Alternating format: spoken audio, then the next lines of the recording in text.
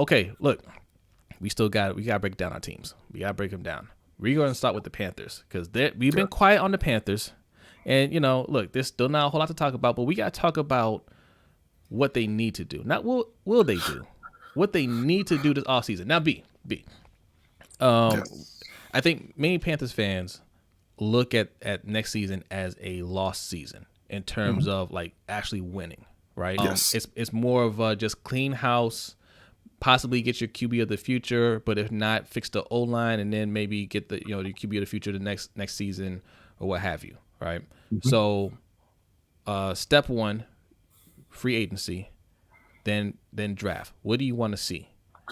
Okay, well, Carolina's got a not a overly long list of free agents, but they have some significant free agents here. We got Stephon Gilmore, their starting center Matt Paradis, Cam is a free agent, Hassan Reddick's a free agent, D lineman Daquan Jones, starting safety Justin Burris. We've got Dante Jackson, one of their other corners. Frankie Louvu, who was a big surprise this year, a very pleasant surprise. He's hitting free agency as well, and a few other guys who contributed throughout the season, right? Jermaine Carter Jr. as well is one of the starting linebackers there. Now the problem for Carolina is those guys are going to want a lot of money. Some of them, Stephon Gilmore, Dante Jackson, Hassan Reddick. Those guys are going to want a lot of money. Yeah. Carolina is sitting right now at $16.5 million, and you might be asking yourself, how do you have $16.5 million in cap room when you had 5 wins? And that is a very good question. And I'm going to answer that question right now for you by telling you that they had 52 million, actually a bit more than 50, about $54 million dedicated to Sam Darnold, Shaq Thompson, and Robbie Anderson going into next season. They have another 14 in Christian McCaffrey. They've got another 13 in Pat Elflein and Cameron Irving. So what you're seeing is you have a trend of paying good players like they're great, playing bad players like they're average or good, right? Yeah. And that's a thing that Baltimore Ravens fans are very, very familiar with. Like Ravens fans, this is why I want you guys to pay attention when my man's talking about Panthers stuff on here, because there's a lot of parallels between the two franchises. Okay. So you have all that with Carolina. They have one draft pick in the first 3 rounds. They're number 6 overall. They don't have a second. They don't have a third. Then they pick up again at 4th and 5th. They don't have a 6th, and I believe they have their 7th. And I do want to mention Todd McShay. He put out his mock draft 2.0. He had the Ravens taking Tyler Linderbaum, which I was like, that's a good pick. I like that pick. Yes. Then I went and I looked at number 6, and somehow it ended up with Sauce Gardner. And I'm sitting there and I'm thinking to myself, wait, who? Carolina, he had taken Sauce Gardner, and they had drafted Dante Jackson several years ago in the 2nd round, right? Then they went out and they traded a 6th round pick for Stephon Gilmore, who was the defensive player of the year a few years ago. Then they went out and they traded a 3rd round pick for CJ Henderson, who was a top 10 pick last year. In 2020, not 2020, last year. Yeah. And then last year they went and they drafted J.C. Horn at number 8. So I don't get the logic behind picking up Sauce Gardner. I'm not sure if that's something that he's hearing or if that's just something that he's throwing out there just because. That's what makes me nervous, because McShay and Kuiper, they go off of what they hear, right? They're not really analyzing it and saying this would be a good fit, or just based off my knowledge of the team, this is what they're likely to go for. No, they go off of what they hear. And man, if they're throwing that name around, well, yikes. The one thing I put in the Discord, I said, I'll kill somebody if this happens. Obviously, I'm not going to kill anybody. Okay. But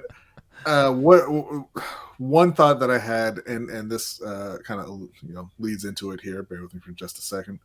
The talk around Carolina recently has been that they're going to take a big swing at quarterback.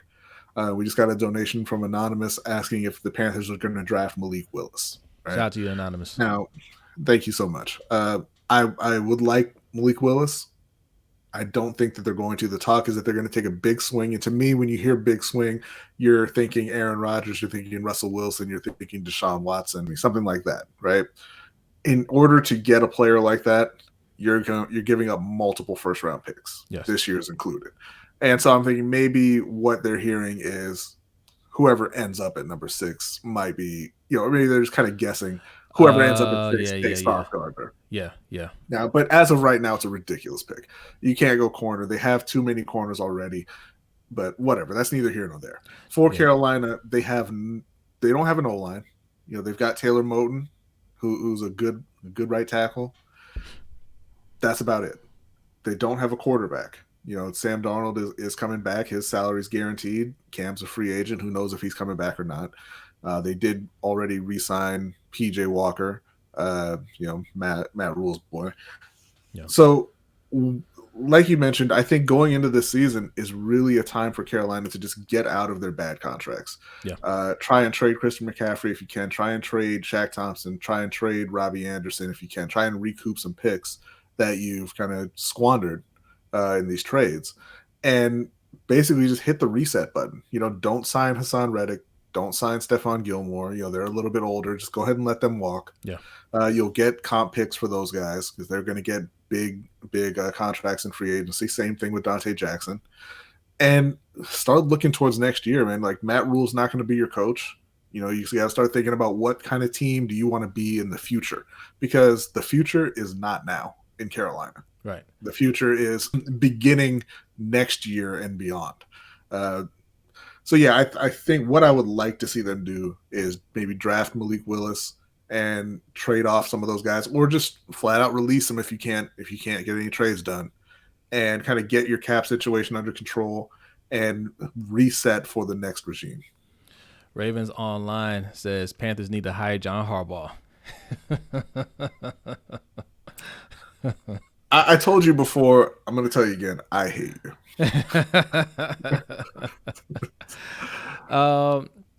Let's see here. Sweepy Band says a QB would put Carolina over the top. They've got some serious talent. They're somewhat like NFC Broncos. A QB would definitely help, but they need to fix that O-line. They badly need to fix that O-line, but they do have talent.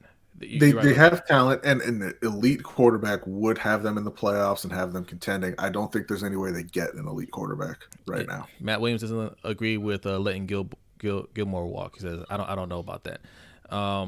But look, you got to look at it like this. They're not in a position to really compete this year, right? And like B said, Gilmore is a little bit older, and you have to ask yourself, when are the Panthers going to really be in a position to compete again, like compete for like a Super Bowl? Because Gilmore's the type of player that you want him on your team when you're ready to go all the way, not just make the playoffs, right? Like, they have enough talent. They just drafted J.C. Horn, right? They traded for C.J. Henderson, right? Like, they have corners on the team already.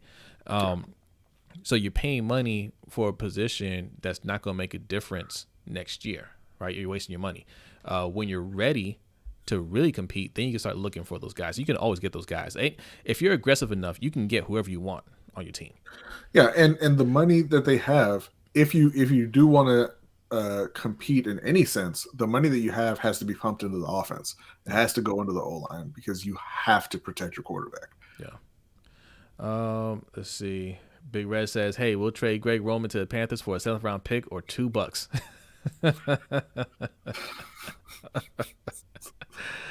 Man, look, Ravens fans are trying to help you out, man. Yeah, I like that he's given options on the trade. That's cool. That's cool. Yeah, or best offer. Yeah. Brandon Buck wants to know: does elite QB make Carolina NFC South favorites? Yeah, I mean, if it depends on if Tom Brady changes his mind and comes back, but that's a terrible division right now. Yes. So yes. Good question. A good quarterback probably makes him the favorite, honestly, at this point. Raven Ron says Gilmore and J.C. Horn, Legion of Boom, North Carolina version. Ooh, shout out to Tony Hendo, man. He made another donation. He says, "My main man, Brodny." Yeah, appreciate you. Whatever, Hendo. Thank you, though. Look, defense. The defense is sick right now. It's sick. But yeah, but that's the thing. They were a top pass defense this year. and they won 5 games. Look, you know how I am, right? Until something happens, I'm gonna or doesn't happen, I'm gonna advocate for this, right? The same way I say get AB in Baltimore. I know they're not gonna do it, but until it's we're past that and he's with another team or we're definitely not signing them, I'm gonna keep advocate for it. Same thing with the Carolina. I'm gonna keep advocating that they bring back Cam. If they can't bring in a top QB, do not go into that season with Sam Darnold. At the very least that you can do for fans is give Cam a real chance, because what we saw last season wasn't a real chance. Give Cam a real chance, right, to go out there and try to do something with the season. If he doesn't have it, he doesn't have it. It's fine, but at least fans can get behind Cam Newton. That's their hero. Sam is nobody wants to see that. Nobody's gonna turn on the TV to watch that. No. You know, so yeah, let Cam come back. I mean, I think they owe him that. If they're not gonna really try to get their quarterback, bring back Cam. And I'll tell y'all right now, man, if they bring back Sam Darnold as a starter and they draft Sauce Gardner, there's going to be a lot less Carolina Panthers talk on this channel. And we got another donation from Brandon Buck. It says, happy 1-year anniversary, LBHT crew. Really enjoyed the content. Thank you, Brandon, man. Shout out to you. Brandon. Manuel's Call of Duty channel says the NFC South will be a toss-up division unless they become like the NFC East. Yeah, it was still a toss-up, if you're being honest. Matt Williams says Panthers had the same O-line issues that we have. That's just sad. It's worse in Carolina. It is. It is, because we have Ronnie Stanley. He's just hurt. Yeah. Well, I mean, you guys got Stanley, you got Zeitler. Yeah, I mean, at least this year you had Bozeman. In Carolina, they really do have one good lineman. They have a couple of young linemen they're hoping turn into something, but it's ugly. You know, they could have had Rashawn Slater, but hey, corners. That hurts, man. That hurts. He's staring you right in the face. And you're like, nope. Short arms.